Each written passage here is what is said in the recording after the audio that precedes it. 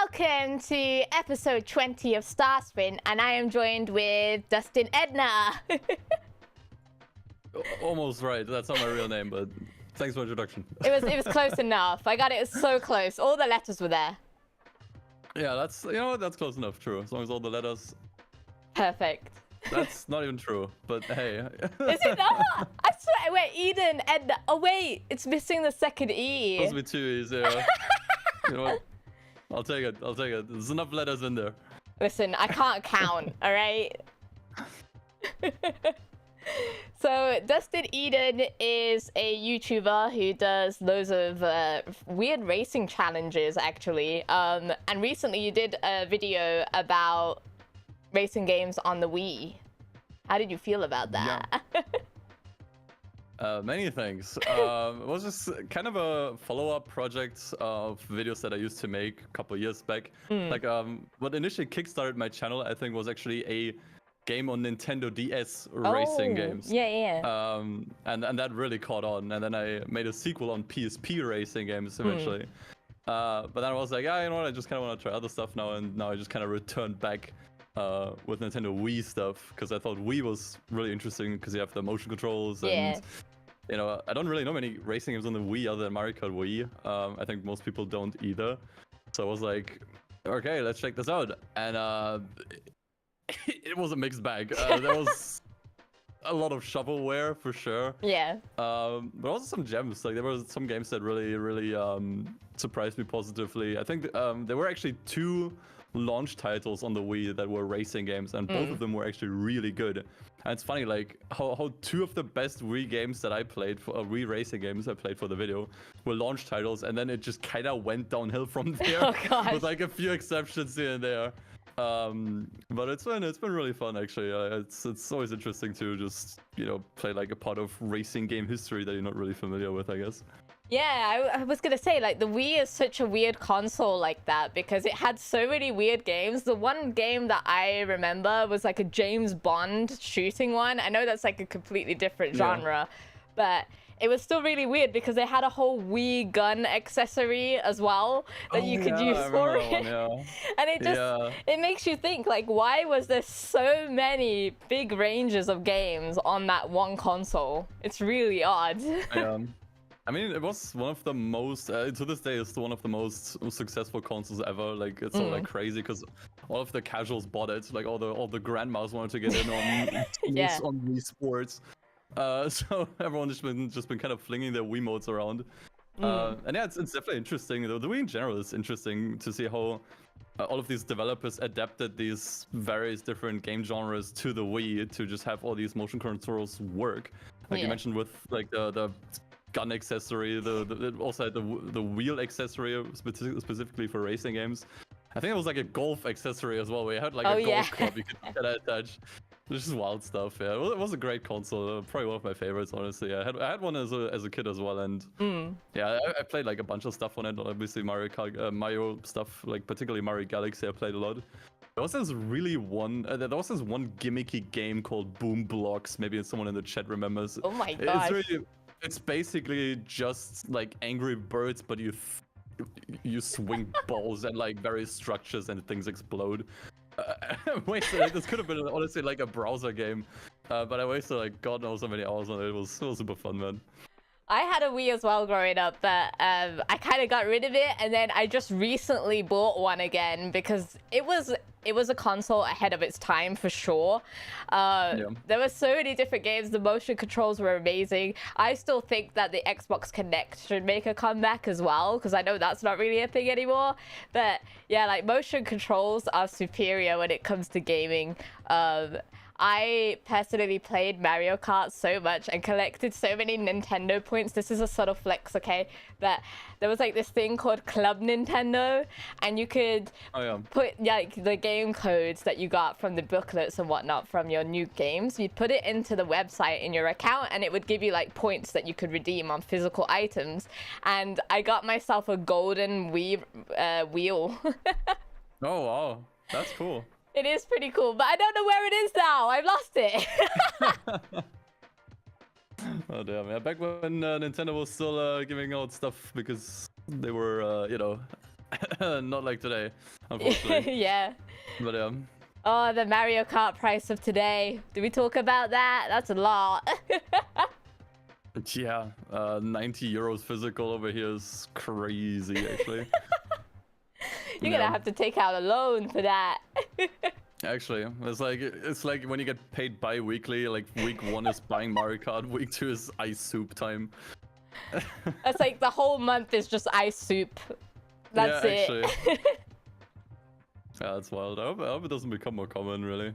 No, neither do I. I think the new Mario Kart is really good. I do think that it's comparable to some other racing games though. But at the same time, I was kind of disappointed with the amount of like Grand Prix and stuff that were available. I thought there might be more, and I am kind of scared to see if they're gonna release DLC or not. I hope they don't. I really hope they don't.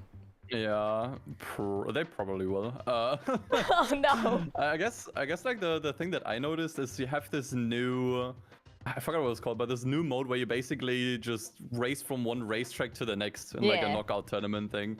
And I noticed that the drives to the actual tracks were just kind of like boring, or at least it looked kind of boring. I don't know.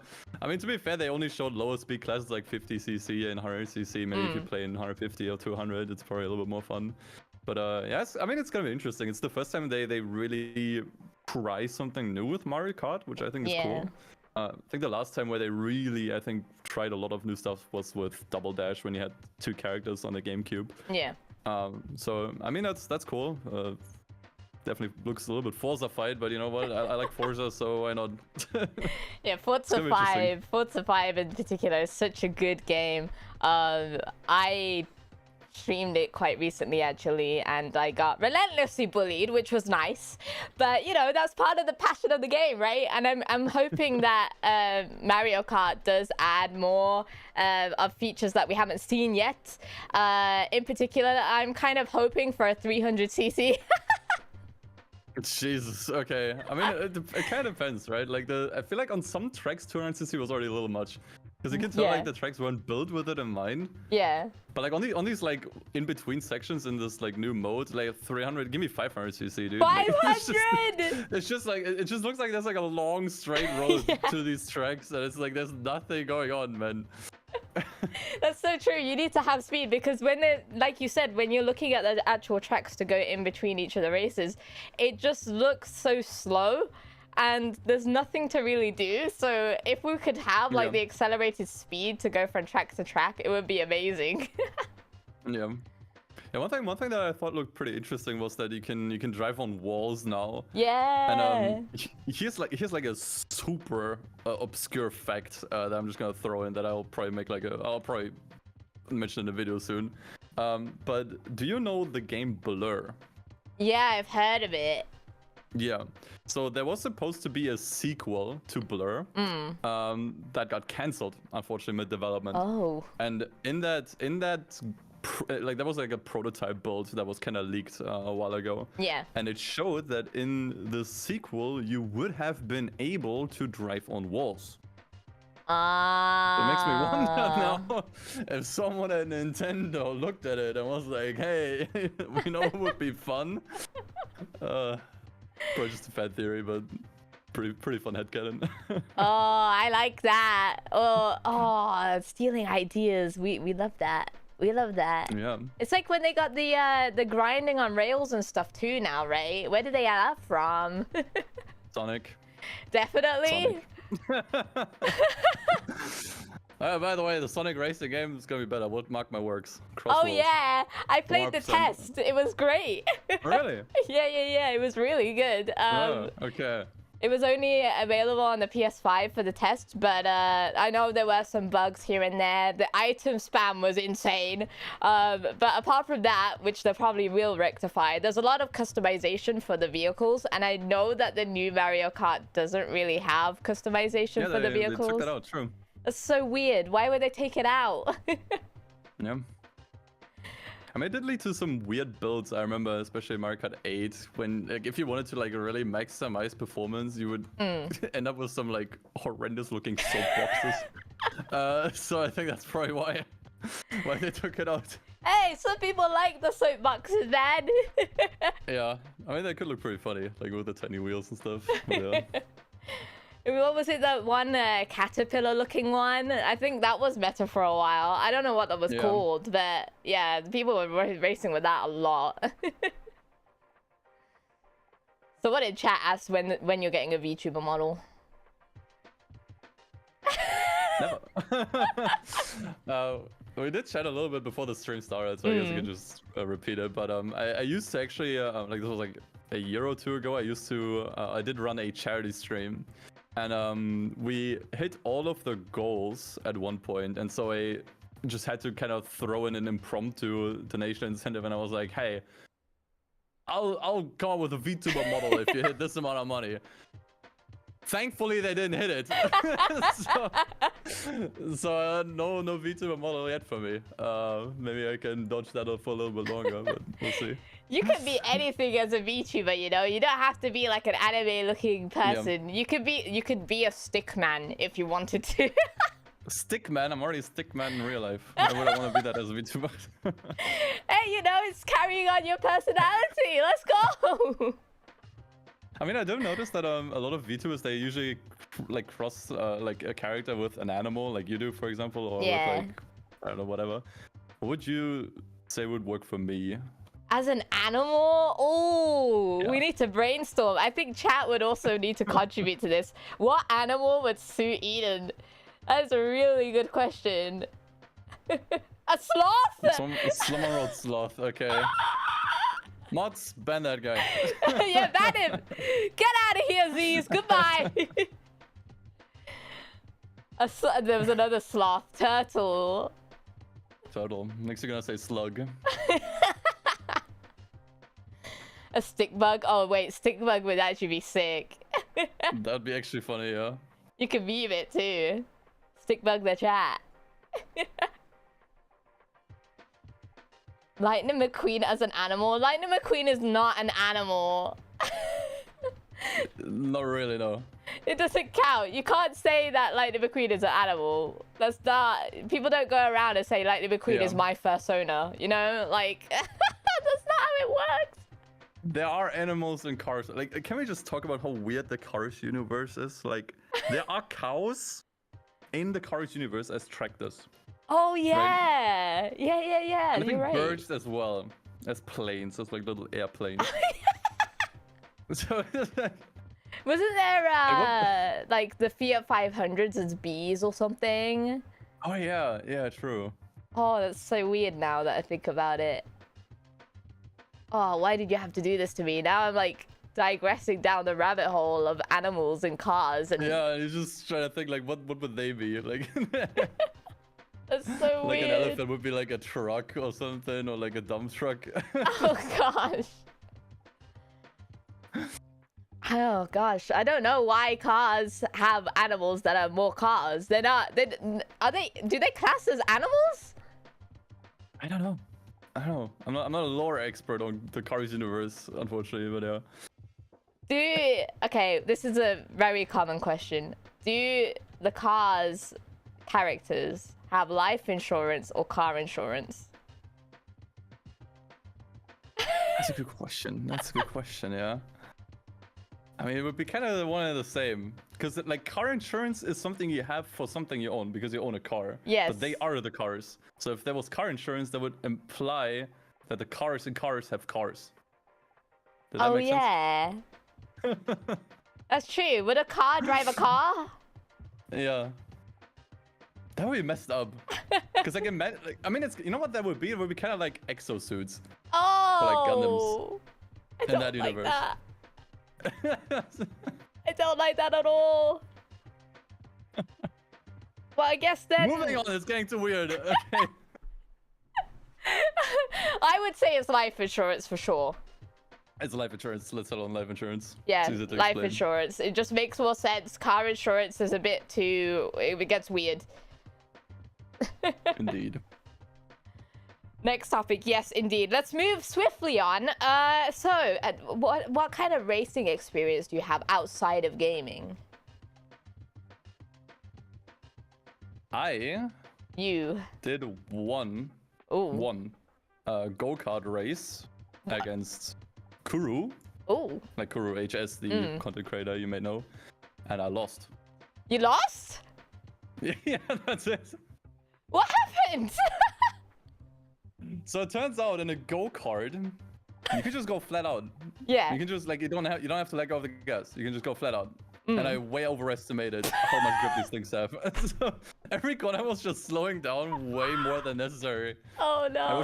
I just kept losing more and more ground until like in the last lap I realized like wait a moment, I can just go flat out around all of these. Like at that point I was already so far behind. Oh no, I think that just goes to show that you need to have a rematch. Yeah, maybe. You need to arrange that and like get a rematch straight away. Beat that lap time. You could beat Kuru, I believe. Hopefully. I've done. Well, that's kind of it. I've done go-karting before, a few times actually, but I'm very light. And so, like you said, you can go flat out, but the problem is when you are light, that speed kind of doubles. Oh yeah. And so a lot of the times, I quite literally was flying, and I don't think I'll ever do that ever again. I didn't crash. Yeah. I was fine, and I did win, but it's also a hazard. Yeah, I didn't know. Like, I remember vividly how fast it feels, especially. I think it's mainly because you're planted, like, so low to the ground. Like, being on a go-kart feels so fast. I remember Kuru's girlfriend was kind of, like, videoing us doing the race. And then when I saw the video, I was like, damn, that's slow. Like, we're going so slow. It felt like 3 times as fast when I was in the kart. I guess it's like when you play certain racing games and the camera's in a different perspective as well. Sometimes it can make you look like you're going really slow, and then you look at the speedometer and you're actually going like 170 miles per hour or something. Yeah. But the camera perspective doesn't really show that. So I guess that's my one. If I was to call out one irk of gaming for car video games, that would be my irk. I don't like it when the car looks like it's going 2 miles an hour. Yeah. Yeah, the big irony there is especially, I think, like, the sense of speed, I think, is shown way better in arcade races. Yes. As opposed to sim races, when I think sim races, so, like, it's simulating what it's like to race. Shouldn't they be the ones that nail the sense of speed?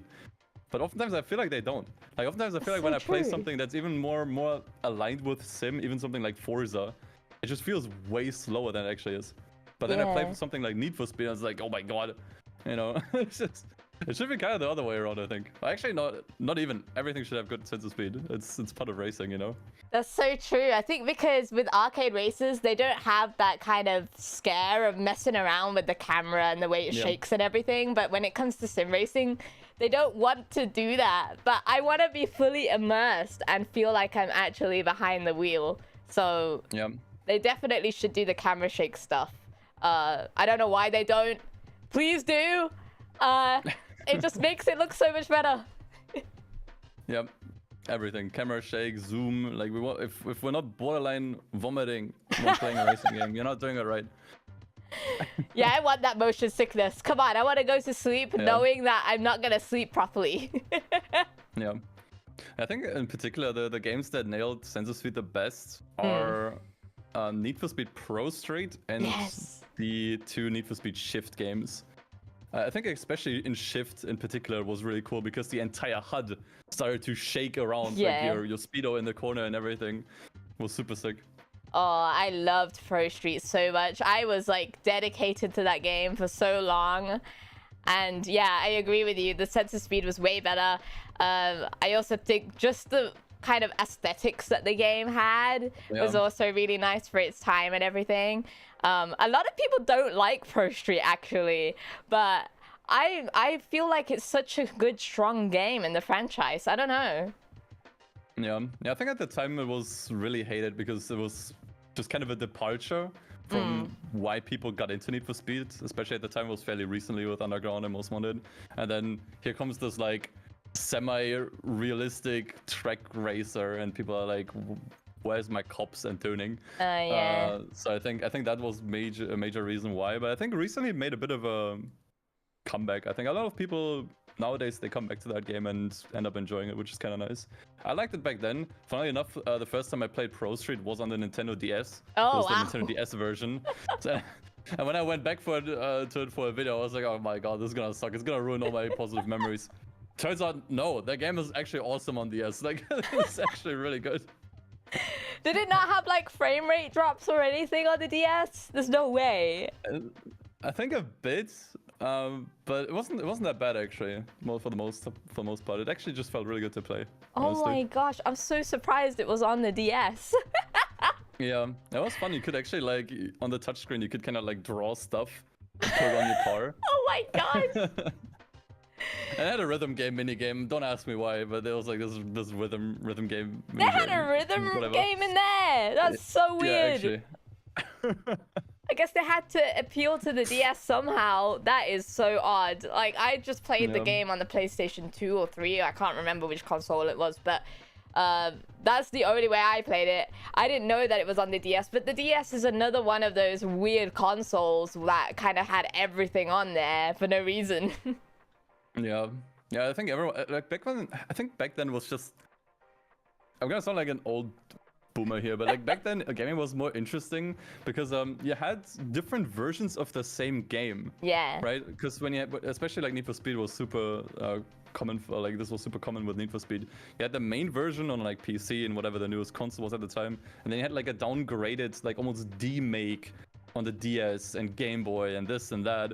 And I thought that like looking back on that was so interesting, and we never get that again because nowadays like everything is the same. If a game comes out, it's the same everywhere. Like maybe the graphics are a little different on the Switch and whatnot, but it's the same game. Which I mean, honestly, is a good thing. Like, if you want to buy a game, you want to make sure you actually get the actual game that was advertised and not some downgrade version. Yeah. So like in that sense, it makes sense. But I don't know. It's just always so fun to just go back to like a game that you know very well and like a lot, but you play it on a different platform and it's a completely different experience.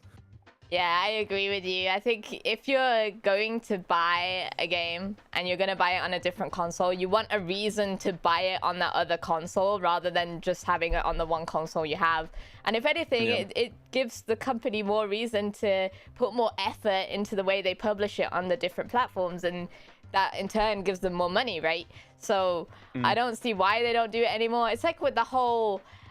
do you remember back when cheat codes were a thing in games as well? Yeah, like you could officially put in a cheat code and it would give you extra stuff for free. Now it's just DLC. DLC and microtransactions, yeah. That's kind of what it turned into, yeah. So sad. I prefer the cheat codes. Yeah, for sure. Oh gosh, there's a lot of comments about the PSP version. Was the PSP version different? I don't know. I have no clue. Yeah, I think PSP versions were mostly different as well. Like the PSP was kind of like a little less powerful than a PS2, so most games didn't really run. Like there were a few exceptions, but like as far as Need for Speed goes, yeah, the games were mostly very different. Unfortunately, not really that good either. My only experience with the PSP ever was that game called Loco Roco or whatever it was called. Again, not a racing game at all, but you had to kind of rotate the actual device, and so your little character would move around on this map, so it was really weird. I don't actually remember that the PSP had motion controls, or like it probably was more gyro that it had. Interesting. Yeah, maybe. Oh gosh, yeah. I don't know what I would say was my favorite Need for Speed though. If I had to choose one, maybe Underground 2, but like Pro Street's still really good. Heat's also really good. Yes, thank you. Thank you. Some actual like appreciation for Heat. I never stopped liking that game. From day one, I was like, dude, this game's actually good. Do people hate it? I don't know if people hate it. I think it's kind of mixed. I think when it was new, people were just kind of surprised that it was better than they thought, because like it came off the heels of Payback, which people generally didn't like. Oh right, okay. And so when Heat came out, it was kind of refreshing. But then opinions just kind of flip-flop back and forth. Nowadays, it seems like everyone hates Need for Speed. But yeah, Heat is great. I think what I like the most about Heat is that it's just really replayable. It's the only modern Need for Speed game that I actually wanted to replay. I don't even know why. It's probably the setting was really cool, and the game was also not super long. But it was just like the most, like the tightest, neatest package that we got recently. So I actually also really enjoyed Heat. I played the story of Heat and I thought it was the goofiest story ever, but I do think that the online stuff and the customization of your vehicles and that kind of stuff was really good. The police chase stuff too. And then I played Unbound as well, and I feel like a lot of people hate on Unbound just because it's Need for Speed. For me personally, Unbound is not that bad, guys. I'm gonna say it. It is not that bad. It's okay. Yeah, it was kind of always my point as well. Like, it was just okay. Yeah. I think people just have like an unreasonable hate towards it, and usually it's directed the wrong way as well. Like, it's not the graphic effects that people seem to hate or the soundtrack. I don't care about either of this. You can turn all of this off in the game, so it doesn't even matter. But it's just like the campaign. What I hated in Unbound is like a super specific thing that I feel like only I'm the only one who points it out. But basically every time you finish a race, your heat rises. Yeah. And you get cops on you. And I found this so annoying. Like, what I loved about Heat is that you had the day and the night cycle. Well, like, it wasn't even a cycle, it was just you could decide if you want to go in by day or night. And it felt distinctly different. Like, if you wanted to get that adrenaline rush with the cops, you go out by night. But if you just wanted to chill, grind some money, build up some cars, and just relax for like 2 hours, you could just do day racing. And then in Unbound, both was the same thing, and every single time it forced heat on you. Every single time it forced cop on you. I was so sick of the cops at some point. Like, that's like the main thing that really annoyed me with Unbound in particular. There wasn't none of the things that people mentioned. It was just the career was just not fun for me. Yeah, no, I agree with you about the cop thing. It was very, very annoying. And I will say as well, the game is also really grindy. Earning money is very hard, but other than that, the game is not that bad. It's okay. Car customization's great. The selection of cars is amazing. I think they had a bike at one point, which was pretty cool. I don't know if they had any other sort of vehicles, but yeah, the bike was pretty nice. I remember they added the bike. Unfortunately, it's exclusive to like one multiplayer mode they added. Like, I kind of wish they would have backported it back to the single player. But it's like a cool thing. Like, low-key, I always wanted bikes in Need for Speed. I'm not like a huge bike enthusiast, but I just like games that mix cars and bikes. Like, you have the Midnight Club series or Project Gotham Racing. I think Drive Club had both. Burnout Paradise had both. Like, every single time, I think it's awesome. And I always thought that, with the customization that Need for Speed has, could be a cool mix. Like, I was really happy to see that. And now it's like, well, I don't know if we're ever gonna get another Need for Speed. Maybe in like 3 to 4 years. But if we do, I hope they put bikes in the game and just mix this together. Like, I think it's super rad, honestly. Yeah, for sure. I think bikes are something that needs to be explored a lot more with these games. Especially because they're arcade races. There's no rules, really. Yeah. So, like, experiment, do some new stuff. Yeah, for sure. I will see. I would definitely like to see another Need for Speed, but at the same time, I feel like a bit of a break was necessary. Yeah. Not necessarily because, like, I think the game started to just, like, I don't have that much of a hate boner towards Need for Speed, but I actually just think the community needs to just kind of, like, chill out. People are just, like, way too loud when it comes to anything Need for Speed. Like, people just need to, like, play some other stuff, man. Like, just calm down, dude. So yeah, I think a bit of a break might not necessarily be a bad thing, but well, I mean, let's see what they do. Yeah, I definitely agree with you. There's so much focus on you guys did everything wrong, and it's like, okay, but please at least compliment them on the good stuff, man. Just they tried, okay? They tried. Just tell them the good bits, so they know where to improve, and don't be so angry. But yeah, no, if I was to ask you what your favorite racing game is, like not just Need for Speed, but just overall, this is a really hard question, so you could take your time with it. But if you had to choose one, it doesn't matter what year it is, when it was released or anything like that, which game would it be?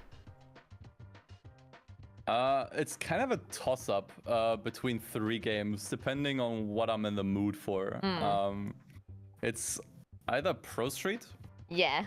high-key Pro Street, or like if I just want to play some customization stuff and I'll just like have some brainless fun, it's Pro Street. If I want to play something that's a little bit more sophisticated, it's Gran Turismo 4. Definitely, I dumped so many hours into that one. And if I don't feel like anything, if I just want to play like an actual video game, it's 100% Driver San Francisco. Low-key the best racing game ever made. Okay. If you've never played it, it's actually so good. Driver San Francisco. Wow, they're like 3 completely different games. I like that. Yeah, they're completely different. Yeah. That's what I mean. Like, it kind of depends what I'm in the mood for. There's not a single one I can point out, but like, depending on the style that I want to play, it's either of these 3. No, I could get that because sometimes you feel like you want something a bit more arcadey. Sometimes you want something that's a bit more realistic. It's kind of like having that sort of variety and picking between those. But no, I'm glad you actually have like selections for it because you can answer pretty quickly. A lot of people would struggle with that. Like me personally, I wouldn't be able to point out just one either. I think if I was to pick, it would probably be, at the moment, actually, I'd say Gran Turismo 7. But that's only because I'm a bit biased. And then I would also say, right now I'm playing Underground 2. And then it would be Tokyo Extreme Racer. Which is still a quite recent game. I never played the original one, but I did play the new one and I'm really addicted to it, so definitely. Yeah, I was actually super surprised with the new TXR. Like, I remember watching like a gameplay video of it when it was not fully out yet, and I was just kind of like it looks fine. But yeah, like when I got to play it, I was like, damn, like Genki was actually kind enough to send me like this whole package. Oh yeah, like, I got one too. Including the game too. Yeah, so I got to play it like a little bit ahead of time. So the good thing is that I had like no other opinions influencing me. Like no one on the interwebs was talking about it, you know. So I just kind of silently played it in my room, just making up my own mind. I was like, it feels good. I don't even know what it is. It's just like, I don't know. I feel like it's been so long since we've had a modern racing game that was just kind of simple. Yeah. And where you just kind of build up your car slowly over time. Like, I think even in Need for Speed, I mean, Unbound was a little bit grindy, as you mentioned, so maybe not that one. But I think a lot of racing games, they just kind of tend to bury you into content and just be like, here's another car, here's another car, here's this, here's this, here's that. It was really refreshing to just have TXR where you start in like a low-powered sports car, I guess, and you just kind of put in one part at a time, and you just kind of build up over several hours. And I don't know, there was something really always satisfying about that really brought me back to a lot of older racing games I used to play as a kid. So yeah, that was really nice, actually. Yeah, I think that's like the same kind of attitude that everyone has with Tokyo Extreme Racer. And just with gaming in general, to be honest, there's a lot of gaming companies that overcomplicate gaming and they try to throw so many things at you as once, like you said, but they just need to go back to the bare bones of gaming and, you know, making it simple. All we want is something simple and something that will keep us coming back for more. We don't need everything out on the same day. We just want to be able to play the game, focus on one thing at a time, and then, you know, wait for updates to do some more stuff. And I don't know why gaming companies tend to overcomplicate that. They just kind of want to make us do loads of different things at once, and it's too hard. It's too difficult to catch up. So yeah, I do respect Tokyo Extreme Racer's slow progression in terms of like actually focusing on building the car up, unlocking more cars, grinding those points, and then having that kind of repetitive nature to it. I like that, but a lot of people might not like that. For me though, I enjoy it a lot, and yeah, I just feel like gaming needs to go back to the bare bones for sure. Yeah, I mean, I think in general it's nice that we kind of have a bit of everything. Like, I think it's great that we still have games like Forza who do the exact opposite. Like, I don't want to downplay that. There's people out there with like families and stuff, and they only get to play 2 hours on a weekend. And obviously those people, they just want to get in and just get into the fast cars and just cut all the crap out.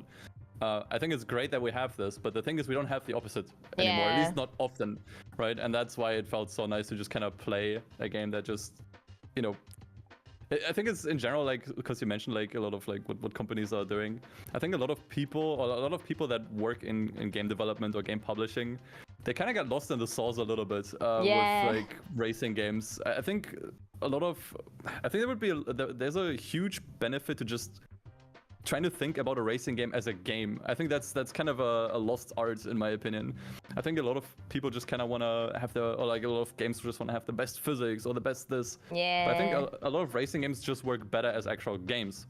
And this is why, you know, when I mentioned Driver San Francisco earlier, this is why, in my opinion, it's one of the best racing games ever made, because it's not just a good racing game, it's a good game in general with a great story and gameplay and ideas, etc. You know.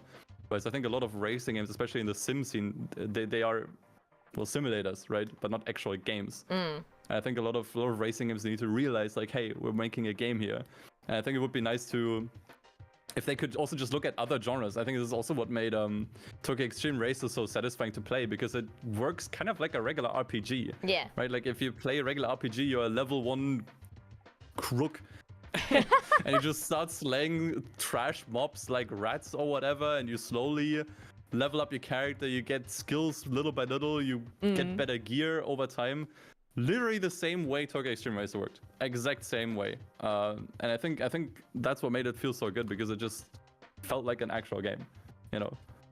Yeah, I think another good example of something like that would be Burnout, which I played really, really recently. I never actually played Burnout before, but I played Burnout Paradise, and it's just kind of the way that they utilize the actual behaviors and mechanics of a car and how you would utilize that in a game. Like, you know, to start a race, you burn out at this traffic light. And it's just kind of like being able to have these inventive ways to make something so immersive and so engaged with the racing game itself. I just feel like, yeah, like you said, having that behavior, having that integrated into the actual game will make it so much more immersive and so much more engaging for the people who play it. Yeah, I agree for sure.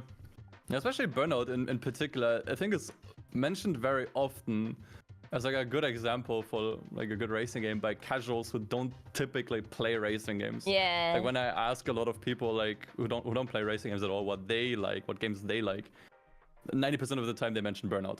I think that's for a reason, because that game as well is just like an unapologetic just game.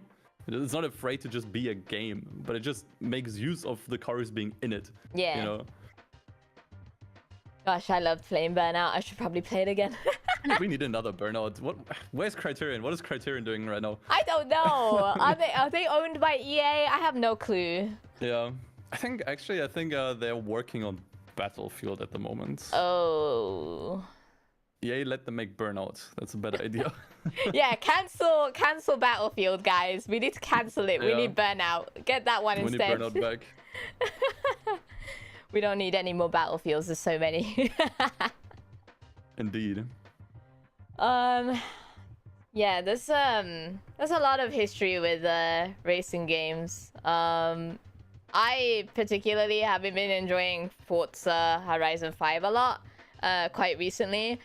But my one irk with it, which I feel like should be improved with Forza Horizon 6, and I know you've probably seen rumors about this that have been everywhere, but I do hope they fix the whole multiplayer thing, because the lobbies are kind of just like, what is going on? Dude, the multiplayer experience in Horizon is driving me insane. Like I have actually a lot of recent experiences with this, because I've been actually playing Horizon 4 a lot lately, because I got the Steam version before it got delisted, I think sometime last year or earlier this year. And when you basically get the game on Steam, it's a blank slate, fresh save file, no achievements, nothing. And I was like, hey, you know what? I'm in the mood to just hunt down all the achievements. I don't know, I'm Okay. just obsessed with achievement hunting recently. It's been super fun. I actually much prefer Horizon 4. We could talk about that later. But like, there are a few achievements that you have to get in Horizon 4 if you want to get all of them. And those involve the multiplayer, and they have been driving me nuts. Like, some of these are just bad because it just they're just bad as is. Like there's one achievement where you have to play the eliminator game mode, which is this battle royale thing, and you have to basically win a round without picking any card drops. So you basically just do battles. You just do battles and hope that with your lower upgraded cars, because everyone is obviously picking up card drops everywhere and switching to faster cars, you just hope that you just kind of win around like that. Oh, it took me, I think, 3 hours to get. It was driving me absolutely nuts. And I mean, some of them are also just fairly grindy, like the Super 7 stuff, like which is like the event lab stuff. Problem with that is like I actually like I think it's called the event lab in Horizon 5 now. It's actually my most favorite feature in that game, but the problem is just most people don't really do cool stuff in it. Like if you just do the Super 7, which is kind of makes use of all the maps that people make, most people just like put a bunch of crap on the on the road and just call it a day, and it's like, okay, why am I wasting my time on this? But obviously other achievements are just doing multiplayer races, and the main thing that really bothered me there is just how long you're sitting in loading screens and result screens, and you're just waiting for stuff to start. I'm just losing my mind, especially in Horizon 4, since it's since it's fairly old at this point and not many people play it anymore. I think there's an achievement where you have to get where you have to complete one ranked match. Like Horizon 4 had actual ranks and ranked game modes, and for 2 achievements I think you have to complete like 2 separate ones. I waited for half an hour to get into a match and nothing happened. Half an hour. It's half an hour, and it's just insane. Like, it's just the problem with Horizon 5 or just generally Horizon multiplayer. It's just everything takes so long. And it's funny because just last week I played with some viewers. We did play some Need for Speed Heat online with viewers. Yeah. I've only ever played that game single player. So it was my first experience playing that game online. And the first thing that I noticed is just how much more seamless and smooth everything is. Like you can queue up for a race with your group. And when everyone accepts, it takes 10 seconds for the race to start, or at least to load up. And then you do the race, and once everyone crosses the finish line, there's no result screen and load screen and just a bunch of waiting. The game just continues. Everyone just keeps driving. Oh my god.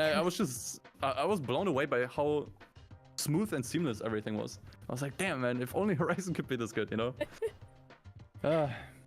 Yeah, it is frustrating because Forza Horizon 5, my first experience with it was trying to play with someone in a different country, which was a very fun experience because obviously we kept disconnecting from each other. It is not a stable network at all. I don't know how they haven't figured out the way to make it work properly yet. It's pretty bad. It's kind of like backwards, to be honest. I don't think they've ever tried to fix it. They did say, because I think this was a problem ever since Forza Horizon 5 started, the whole lobby thing, and they said, oh yeah, we're gonna fix it, and we all waited for the fix, and they did a hot fix for it, and it didn't change anything, and it's been like ages since the game's been released now, and it still doesn't work properly. So yeah, I don't know what's going on with the Horizon lobbies. I don't know what's going on with their online servers. I hope that it gets repaired for the next game. I can only pray though, because it seems like they didn't really improve from Forza 4 from what you're telling me.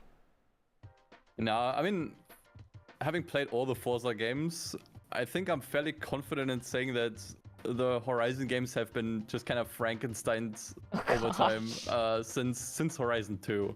Like, I don't think the actual fundamentals have changed since that game, and that game was like 10 years old at this point. So yeah, I hope that the next Horizon, whatever it is, I just hope it's a full overhaul. I think that was kind of necessary at this point, and it should be possible considering, like, surely the next Horizon is not gonna release on the Xbox One. Please clip this if I'm wrong. It's gonna be really funny. But it's gonna be made exclusively for the Series consoles, and I hope that this is kind of giving them a reason to just kind of like, you know, I don't want to say the words built from the ground up because a lot of people have trauma from that. But yeah, maybe then it would actually work better if they just kind of, you know, build a game from scratch. Will they do that? At least partially.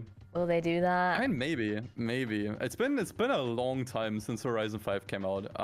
It's just like what year did it come out? I think 2021. So that was 4 years ago. Is that enough to make a game completely from scratch? I don't know. Depends how many people work there. Depends how much they take from the previous game. If it's gonna be kind of like Horizon 5.5, I'm gonna be a little disappointed.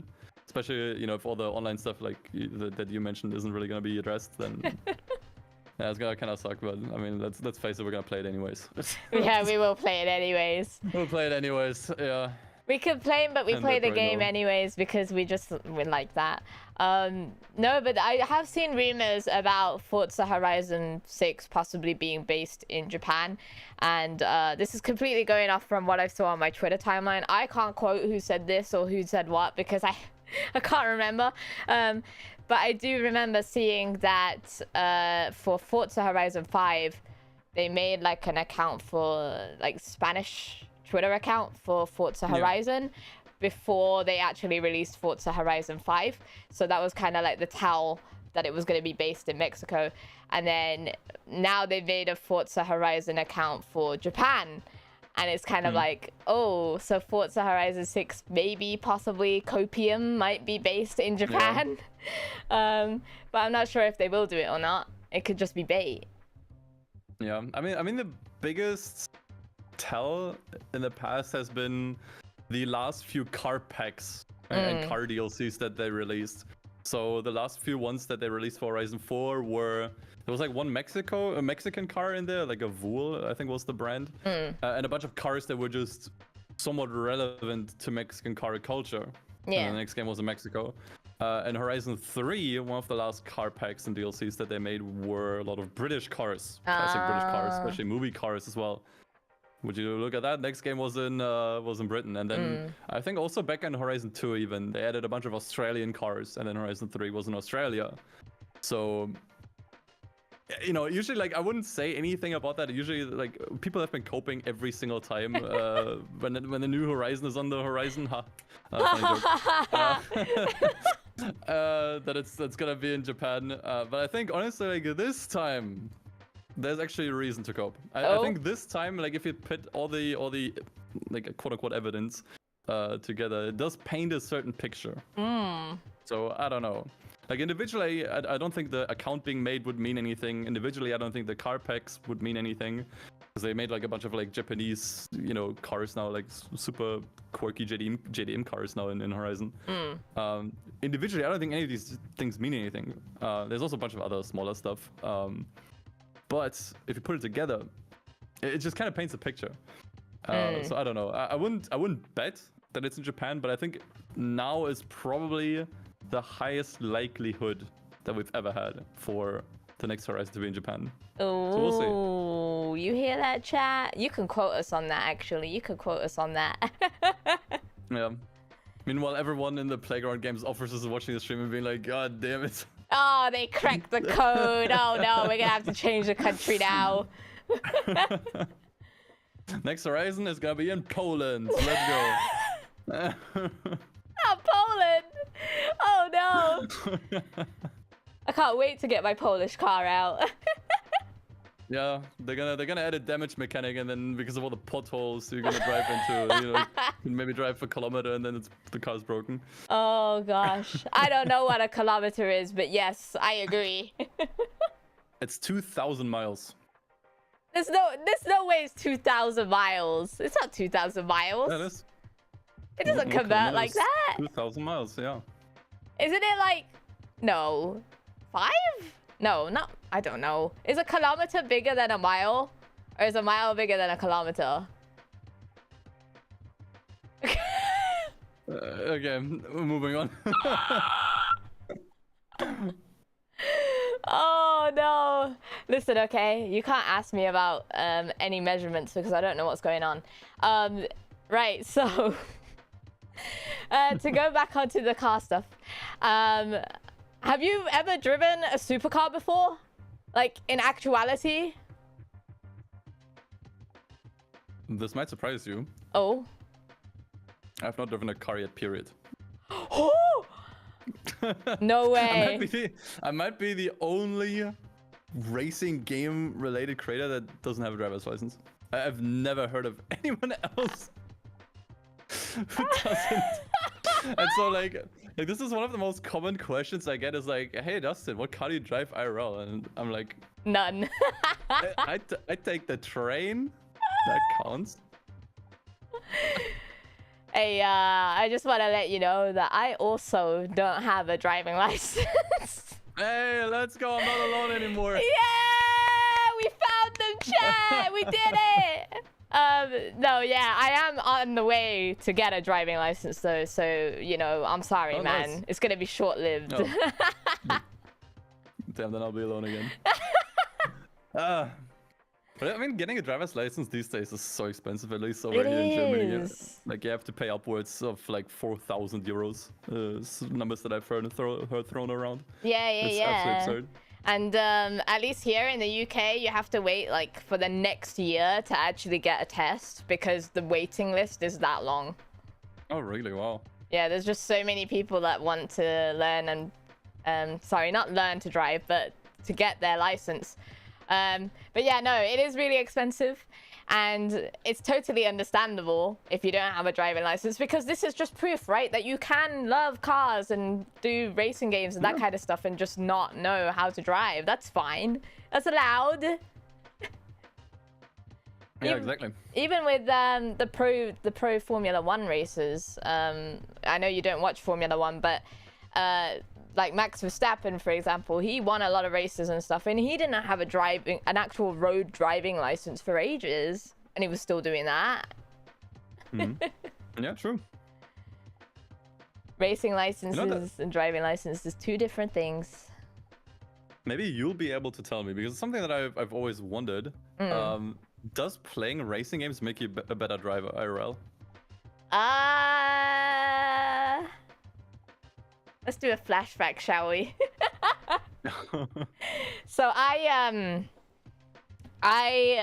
have a driving wheel as well. I have a Thrustmaster, so it has like force feedback and all that kind of stuff. And I've got like pedals too, which helps a lot actually, in terms of carrying it over to a real car. But also there's a lot of things that don't carry over. One of the main things I would say is clutch control.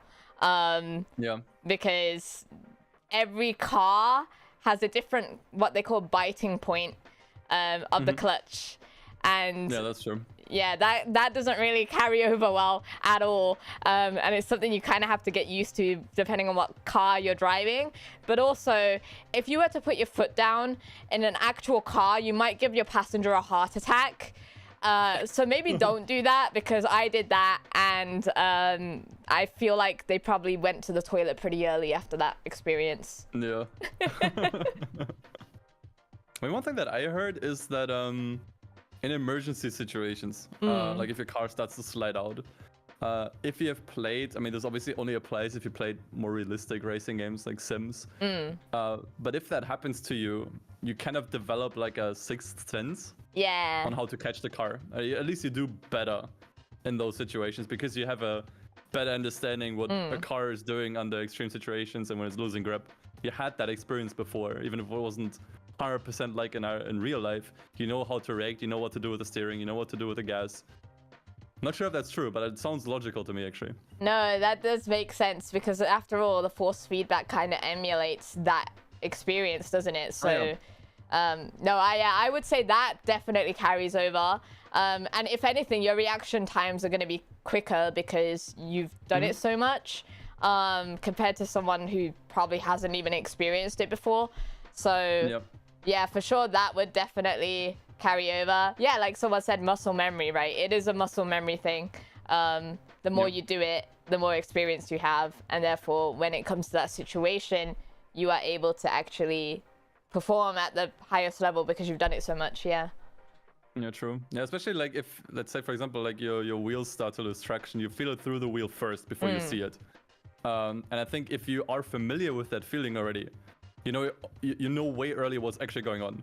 Whereas I think if you're just driving IRL casually, you might be kind of confused at first, like what's going on, like what is happening, or you might not even notice it at all. Yeah. So I think actually, I think there's some truth to that. I think playing in racing games makes you a safer driver. Let me put it that way, maybe. Yeah, I'd say that. I mean, the clutch control and that kind of stuff, you could just learn that from your lessons. That's the point of it. But yeah, when it comes to safety, then yeah, definitely racing games do help with that. Never really thought about it that way, but yeah. Nope. It works. Unless you're a Forza driver. If you're a Forza driver, then the opposite is true. Yeah, if you're a Forza driver, then you're just trying to T-bone everyone in the actual road. So maybe don't carry that experience over. Oh, there was one stream that I did where my chat tried to stream snipe me in Forza, and there was about 6 cars trying to T-bone me in one corner. It was crazy. Jesus. I counted them all on my fingers. It was so bad. I assume you didn't win anymore. No, I don't win anymore. They hate me. And it's always a skill issue, apparently. Obviously, yeah. Obviously. Just don't get T-boned. It's that easy. Yeah. Just get a monster truck. Drive over all the cars. What are you doing? Yeah. Oh, gosh. I'm guessing you have the same experiences with your community in Forza then? Yeah. I mean, actually, I fairly rarely do any streams in multiplayer. Like, most of my content is just weird stuff, man. It's just like playing weird games or weird challenge runs that no one wants to do. Like, I think I think the first time I did something like that, that made a lot of people ask me what the hell I am actually doing. Is when in Forza Horizon 4, I did a race around the entire map. Right. 50 laps. Oh my. In a PLP 50. Unupgraded. Why would you do that to yourself? That's what everyone asked. That's exactly the question I kept getting.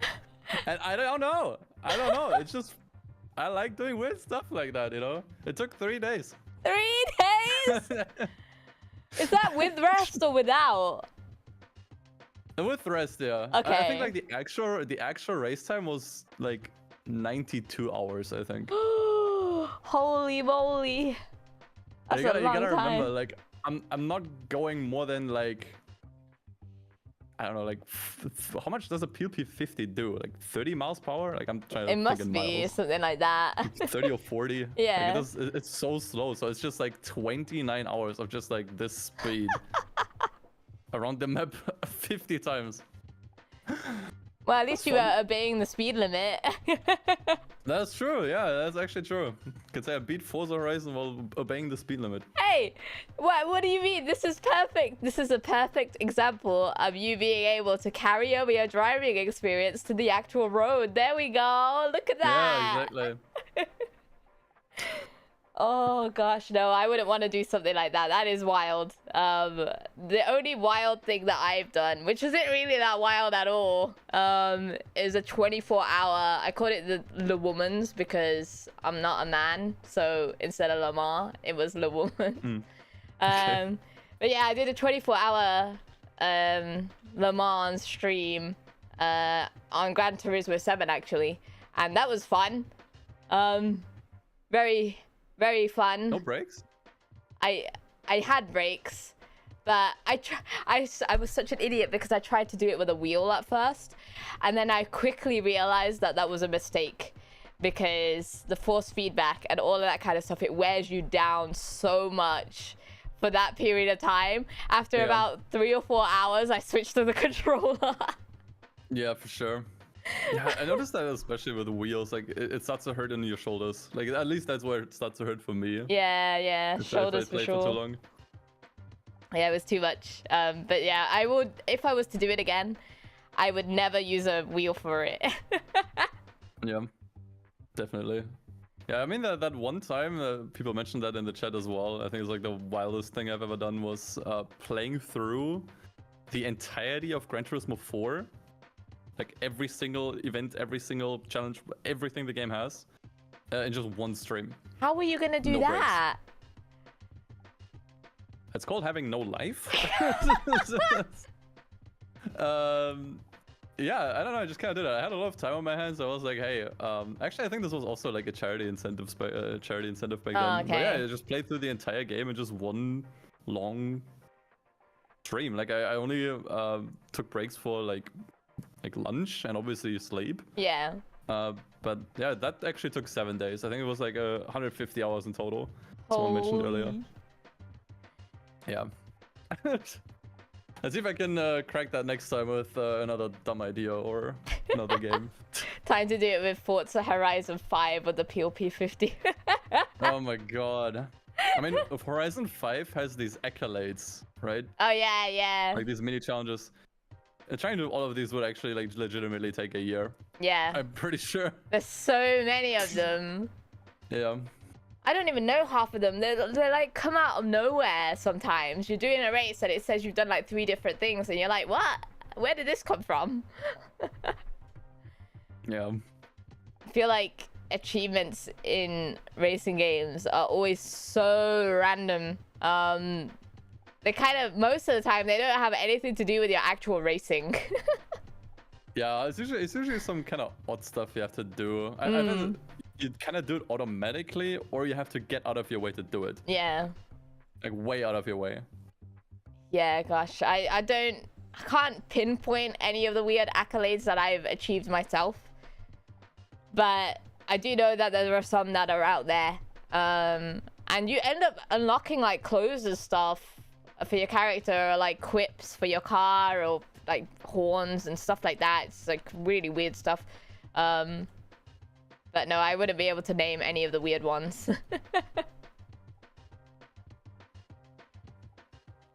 Oh, there's so many car video games out there. I'm just trying to think, like, you know how you did this Wii game with your, Wii video with the car games from the Wii? Would you be able to create another video about like car games on the DS? I did that. You did already? Yeah. Oh my goodness, look at me, I'm a noob. I didn't know. I'm sorry. Oh god. People ask me for a sequel on that for the 3DS and also for the Vita. Oh. The problem is these 2 systems have like no racing games on them. Like there's maybe only like 5 that are noteworthy. So I'm just kind of like, I don't know, man. Like, yeah, I don't know.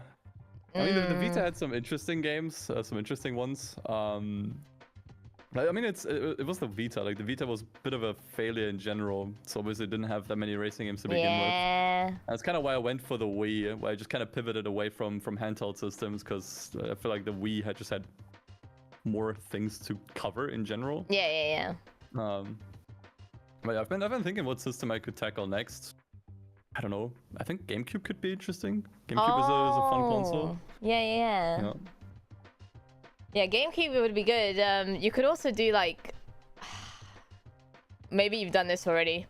Forgive me if you haven't. Like mobile games as well. Because there's like a ton on there too. Yeah. Or like even like an iPad or something. But no, there's so many on there. I can't remember which one I played on my phone a lot, but I think it was like something from GameSoft or something like that. Asphalt, was that it? That's probably Asphalt, yeah. But yeah, those are really good. Also maybe like arcade cabinets. I know they're gonna be so hard to find though. Oh yeah. But that could also be something. Look, I'm cooking. Yeah. Actually, last year in December, I was in Japan, and they obviously had a bunch of arcades. At one point, I was actually able to play One Gun Midnight. I think it's called Maximum Tune. It's like an adaptation of the One Gun Midnight anime as an arcade game, and it was really fun, man. Like, but it's a different thing, like actually being in an arcade and sitting on the machine versus just kind of like playing it on PC or whatever. Yeah. You know, it's a different feeling when you're actually there with the lights and everything, you know. It's a very, very different experience playing something in arcade. Unfortunately, in Germany, we have like little to none anymore. Yeah. And we have 0 arcades over here. It's really unfortunate. That's so sad. We have so many arcades here. I recently played Need for Speed Heat on an arcade, actually, and it had like the gyro system on it, which is really weird. But so weird that one. Actually, why does Heat have an arcade version? I don't know, but it was like some massive screen, like a huge, humongous screen. Everyone could see it, and it had like a gyro system on the seat, and it was also a weird system where if you won the race, if you became first place in the race, there was a series of 5 races. If you won, then you would be immediately kicked out, and you'd have to pay more money to continue playing. But if you were to like get second place or below, you could go on to the next race for free. Yeah, that's like the other thing. I think these arcade cabinets are kind of designed to rip you off a little bit. Yeah. You know? So it's like another problem. That was so weird. The other racing game that I played on an arcade thing was Test Drive Unlimited as well, which I already played on console. Same. But yeah, that was really good on the arcade too. And then I haven't played it, but I know that in Japan they have a Initial D cabinet, and that looks amazing. I would love to play on that. Yeah, those are usually right next to the Wanga Midnight ones. Like they just kind of lump these together often. Yeah. Kind of wanted to try those, but the thing is, like, the arcades in Japan, at least the ones that I've been to, super noisy. Yes. Extremely noisy. There's like these machines. I think the game is called Taiko no Tatsujin. Yeah. It's just basically like the drumming thing that created so much noise that you could hear through the entire hall. Oh god. So just listening to that nonstop, like I could not last longer than like 10-15 minutes. I had to leave because it was just so noisy. Yeah, it's like all the cabinets have their volume to the max, and so you can't hear anything coherently. It's sort of like yapping from so many different voices and machines and music, like so much music playing at the same time. It's like, oh my goodness, my head is in so many different places right now, and you try so hard to listen to the machine that you're on, and it's also really difficult to do that. Yeah. Obviously, the solution is to just import the machines that you want to your home for like $20,000. Easy solution. Yeah, like, oh my gosh, they're probably thinking in chat, come on streamers, just get the cabinet to your house and then stream it like that, duh.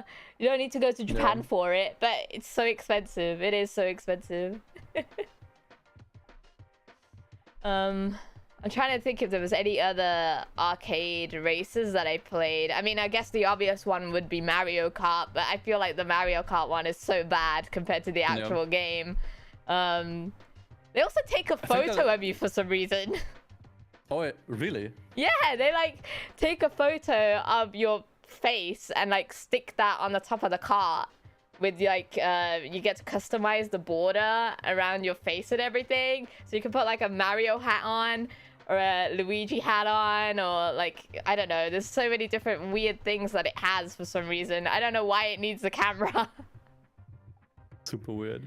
I just remembered that one time I went to Manchester. They actually had an arcade like cabinet with do you know Grid? Yes! Oh my gosh, of course! That had an arcade game. Which yeah, I played it. Blew my mind. I was like, what? It was actually super fun too. Had like an entirely like unique game mode they don't get in the regular game. Yeah, Race Driver Grid was another really big game in my childhood. I love that game so much. But yeah, I've played on the arcade machine of it, which again, it was kind of like a jump scare because I didn't expect to have a core memory unlocked by seeing something in such a different place. But yeah, no, Race Driver Grid is a beautiful game, and I don't see those arcade cabinets around anymore. I really wish they were still around. I don't know where they've gone, probably on holiday. But yeah, no, really, really good game. And definitely something that I enjoyed a lot. Outrun 2 had a linked cabinet. Outrun. I know Outrun, but I've never played it. There are a lot of... I've only played Outrun in the Yakuza games. Oh my gosh! Because the Yakuza games, they have like virtual arcade halls you can go to, and there's like Outrun like emulations within those games. It's the only time I played it. I have played some biking racing games as well, because those also exist as like arcade games, where you like sit on the actual bike and you could tilt the bike to the left or right and play like that. Those are pretty cool. But yeah, no, I do think that if I was to play some more arcade races, they need to be more around. There's not enough. There's not enough around. Like, I'm sorry, not arcade races, but arcade racing cabinets. That's what I meant. Yep. Just not enough. In terms of professional racing, do you watch any sort of professional racing series? It could be anything. Yeah, actually, I mean, I used to watch F1, like, I think around 2021, which was, like, the wildest season ever, apparently. I kind of caught on there, but then I just kind of started to lose interest, I think, last year. I've always wanted to get into rallying, because rally is so fascinating to me. Like, I don't actually need any drama, I don't need to care about any of the drivers or teams, because just watching rally cars drive is, like, fascinating to me, because it's to me like the highest form of skill in my opinion when it comes to anything racing, because it's like if you give it enough time, anyone can be faster on the track.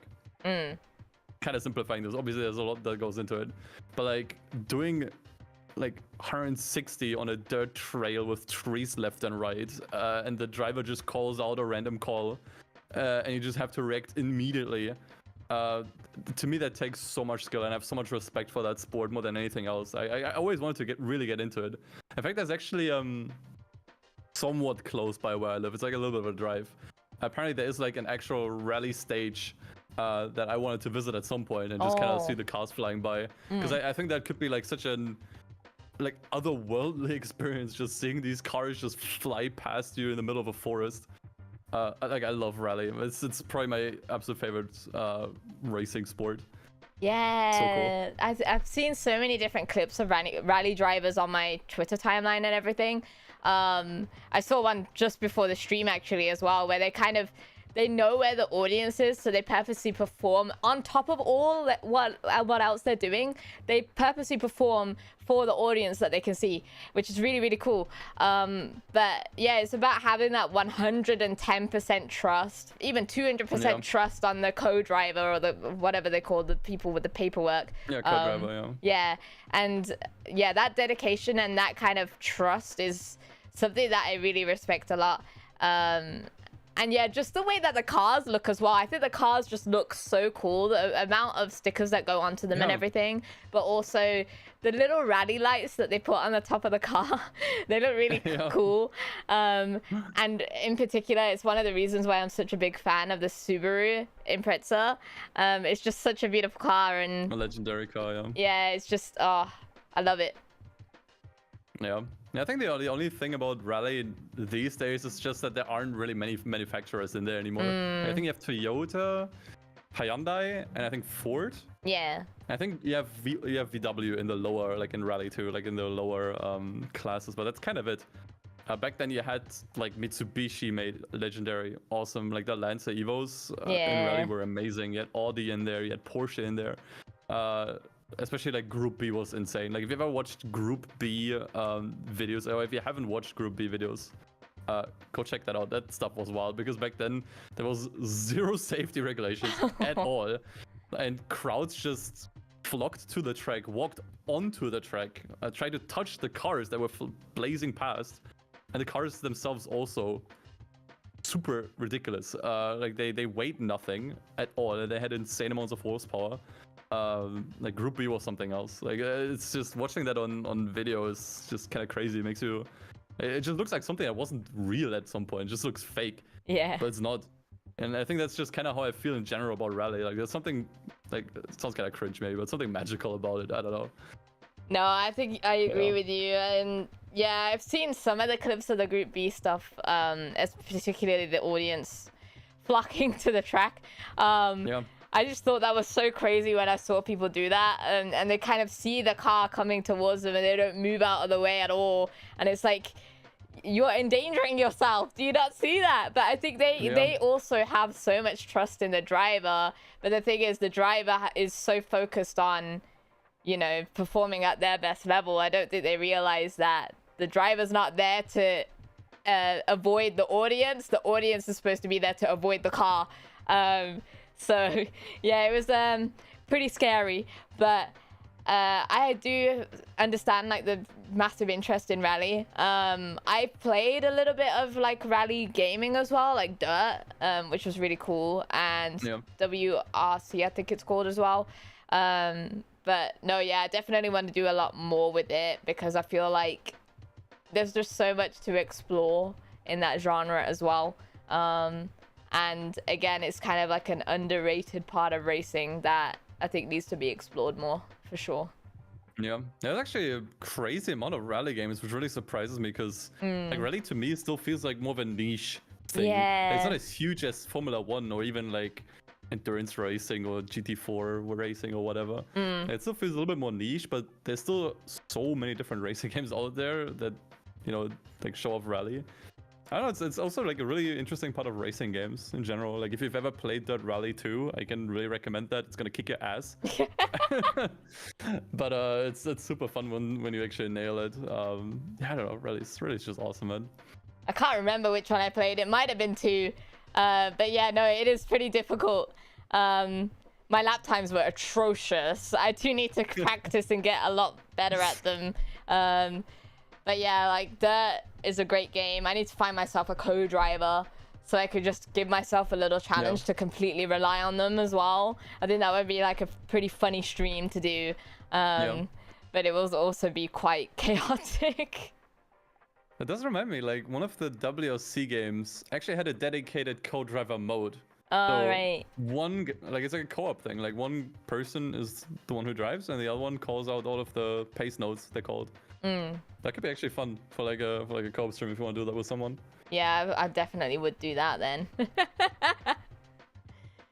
Don't let Kiri on the rally race. Okay, I'll be the pace notes person then. I don't have to drive. I could be the pace notes. You can read at least. You can read, so that's good. Yeah, but numbers. Okay. The numbers are a bit of a problem. What if I said 5 instead of 4? You know, that's a problem. That's really bad. The numbers, Kiri. What do they mean? I don't know. 42. Oh gosh. So yeah, I'm just gonna go a bit more towards what we are here for today. So what I basically did is I forced Eden into a car and I told him to drive. No, what I did was I got Eden to perform. What are you doing? What? What was that? Gotta stay hydrated. What do you mean? I've been drinking out of like differently sized cups every time. That's like a gag. I'm not sure if you noticed. I didn't notice the different bottle, but I thought, oh, maybe you've got like a. With this, then we had this, then I had this, then I had this. Then I had this, and now I had the bucket. Oh my gosh! I thought my mind was playing tricks on me! I thought I was going crazy! What the heck? Where did the bin come from? Oh, talk about hydration. I mean, okay, you know what? That's fine. It's a hot summer day, so it makes sense. Exactly. But at the same time, do you really have water in all of those? Yes, of course. I mean, this one has water in it. See? Yeah, I can see that. Really, all the other ones have water in it. Oh. Okay, guess I must have drank it all. Okay. Slowly moving on. Yeah, so I got Dustin Eden to set a lap time in a car in Forza Motorsport. And it was on Silverstone International Circuit. You can feel free to try and beat Dustin Eden's time, which I'm not sharing with you yet, you heathens. You're gonna have to wait.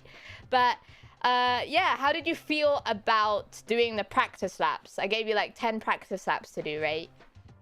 Yeah. How did it feel? Okay. This was such a mess. Okay. So for the chat.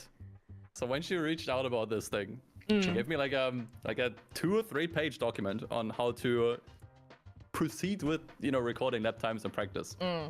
And in this document, Kiri wrote that I should use the Subaru BRZ. Here's the problem. There are 2 BRZs in the game. And so I started my practice laps with the slow BRZ. Like I did like 3, I think. This is like 2 months ago. So I started my practice laps on the slow BRZ. I'm like, man, I suck at this. I'm slow. And so I paused my game, put up a random Star Sprint episode to watch someone else's lap, and they used the faster one. And then I switched to the faster one and had to redo the. I mean, I didn't redo the practice at all because I was only allowed 10 laps. So I had to just kind of continue from there and learn everything from scratch. So that was great. I have to take a look at my notes, guys, and put the year of the car that is supposed to be used. That I'm would sorry.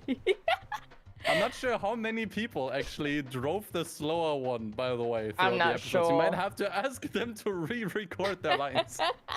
Or the races. That's Or at least fine. separate the leaderboard. It's fine. This It's is rigged. like this is a season finale anyway, so I could just like pretend, you know, like, oh, season 1's finished, guys. Let's just go on to season 2. Don't worry. Don't worry about it. We know, new leaderboard, guys. Fresh leaderboard. All the times are gone. Well, at least you got the right BRZ eventually. Yeah, so with only half the practice. But, you know, I feel like you adapted pretty quickly anyway, so it was fine. It was fine. You have experience. Come on. That's fair. Yeah. But yeah, so doing this, I got you to turn all the driving lines off and everything. A lot of people panic when it comes to turning off the driving line, but I think you've also handled that pretty well because you're probably just used to it anyway. Yeah. Also helps that I was already familiar with the track from like a bunch of other games, so even Forza Yeah. itself. So yeah. Yeah. I will say though that I do apologize for the sheer mass that the game is. It is a huge game. Why is it so heavy? Yeah, I don't know. It's like 100 and something gig. That's huge, yeah. It's actually almost as big as Horizon 5. Oh gosh. Wait, is it smaller than Horizon? I think it's a little bit smaller. I think Horizon 5, let me check actually, because they added so much stuff into Horizon. It also has 2 expansions, 2 different maps. Yeah. So that one is 176 gigabytes. Holy moly. How is it more? That's kind of crazy. That is wild. But yeah, so I got you to get the game and do this lap. Everything was done correctly, so don't panic. Everything was done fine. Good. Are you ready to watch back your lap? Yeah. Are you sure? Are you sure? Yeah, I you am. know. I actually completely forgot what I was doing. Like, I have no idea how I did actually anymore. It's been a while. Okay, we'll go over to the other screen so I can just show chat as well. Boop. Here we go. So, chat, you get to watch this lap as well with us. I'm just gonna put it onto the screen for you now. There we go. This is another Dustin Eden from another time, a much earlier time. Hello, past Dustin Eden. Okay, so, are you ready? Yep. Okay, we'll start in 3, 2, 1, play. Oh, here we go. I actually found that I do better without a racing line even in practice, so I actually disabled it during practice. Oh, you disabled it during practice, okay. Because I don't know, I just felt like it helped me.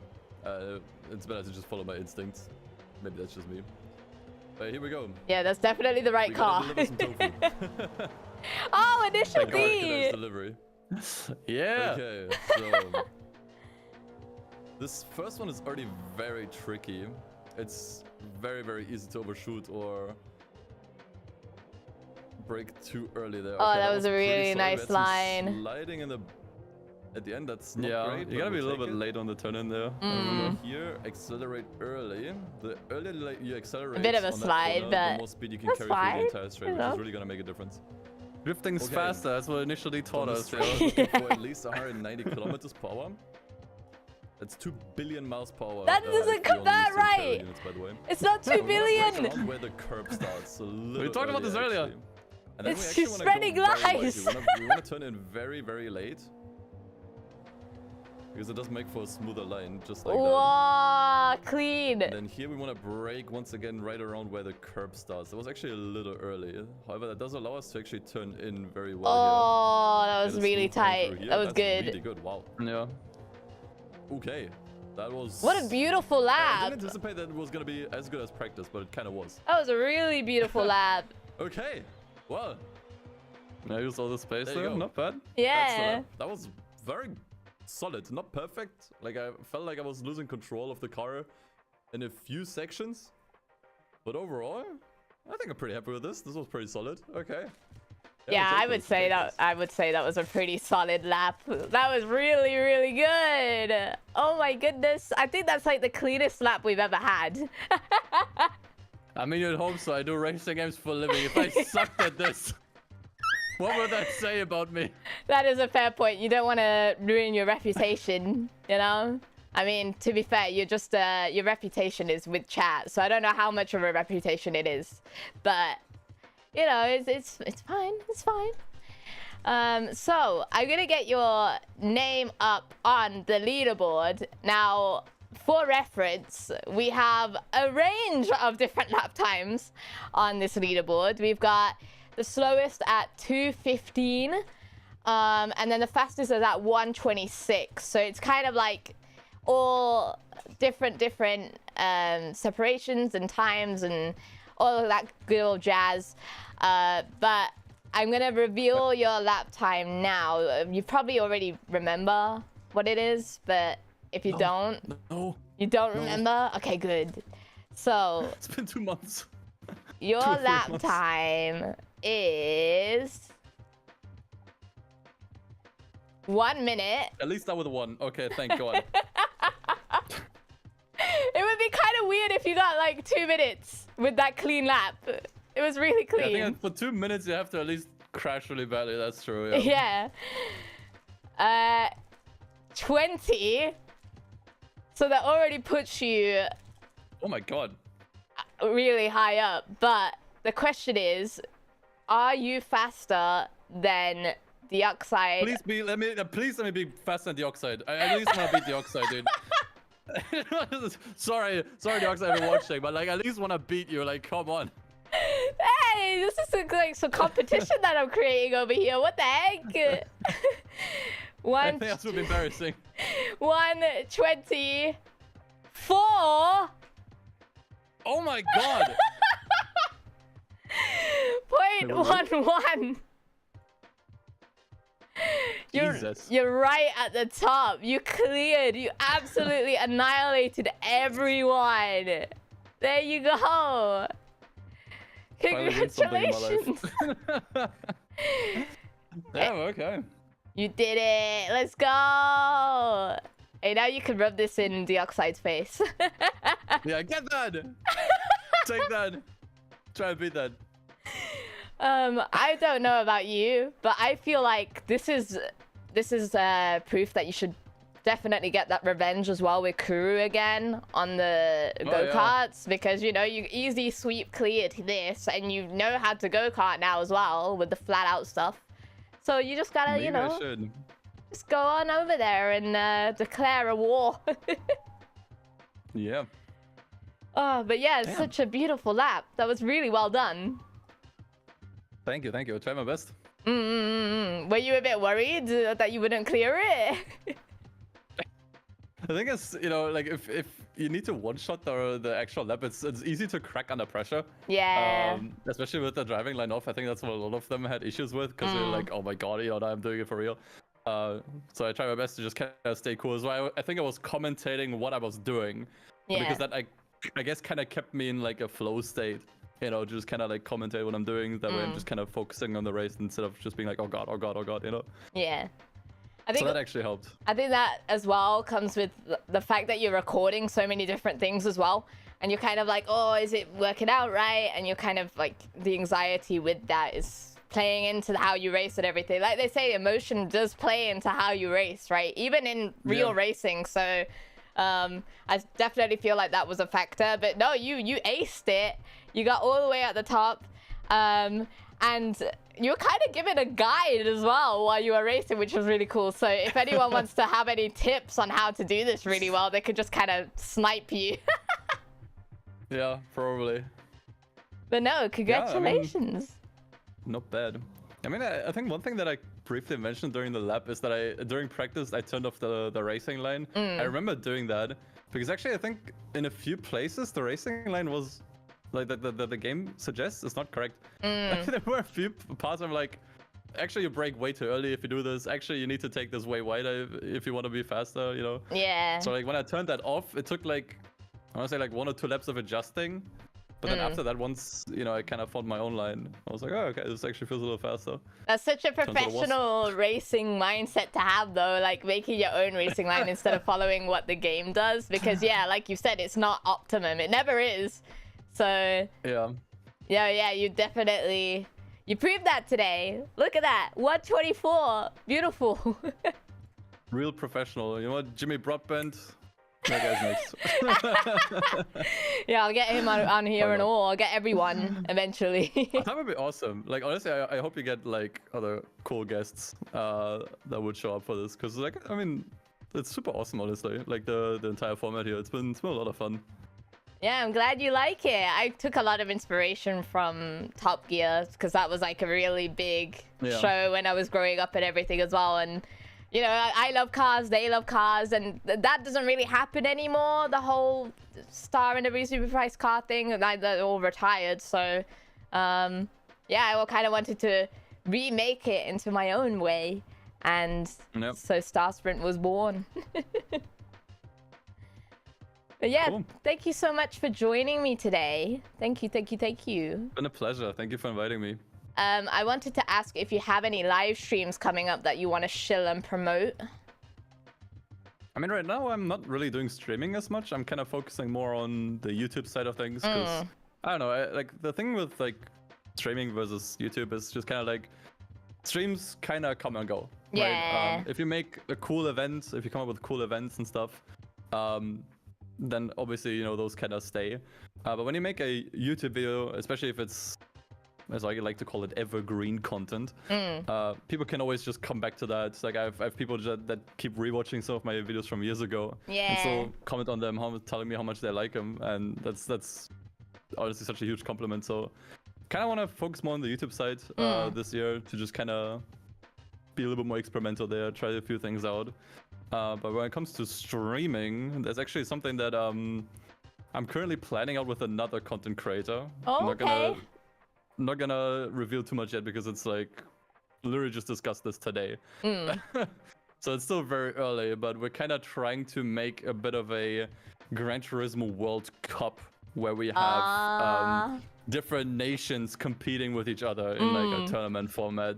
We'll see how it goes. I don't want to promise too much yet, but could be pretty fun, I think. I'm looking forward to that. I'm sure everyone else is too, and we'll definitely check out your videos regardless. If you guys are not subscribed to Eden, please be sure to subscribe, and you can be involved in all this beautiful racing content. Thank you so much for joining me today, Eden, and thank you so much to chat as well. We'll be heading on out now, and this is the end of Star Sprint for this season. So thank you so much, everyone. Thank you. Goodbye. Goodbye, goodbye, goodbye. Bye-bye, everyone.